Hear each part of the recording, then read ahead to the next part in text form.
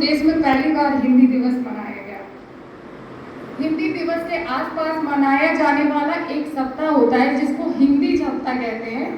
और ये हिंदी सप्ताह का जो मकसद होता है वो हिंदी भाषा के विकास के लिए लोगों में जागरूकता बढ़ाना, हिंदी के महत्व को समझाना तथा युवा पीढ़ी को हिंदी भाषा से जुड़े रखना और सदा वो हिंदी का स्मरण करते रहें। इसलिए हम लोग हिंदी को भूले ना, इसलिए हिंदी दिवस का महत्व रखा गया है।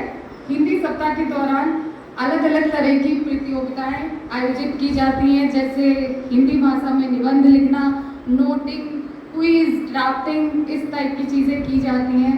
हिंदी सप्ताह विद्यालयों और सरकारी कार्यालयों में मनाया जाता है।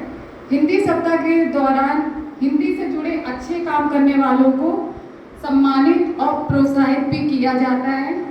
जनतांत्रिक आधार पर हिंदी विश्व भाषा है क्योंकि उसके बोलने समझने वालों की संख्या संसार में तीसरे नंबर पर है।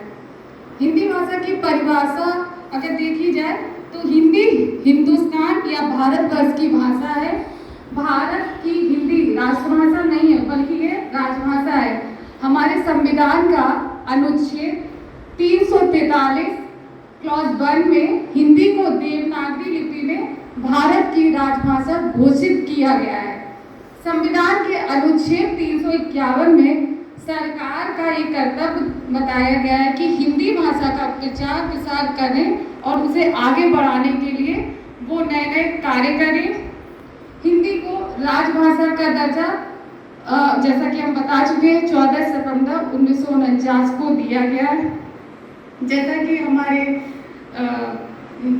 डिप्टी जेलर सर ने बहुत कुछ बता ही दिया, तो लास्ट में हम 2 लाइनें कहना चाहेंगे।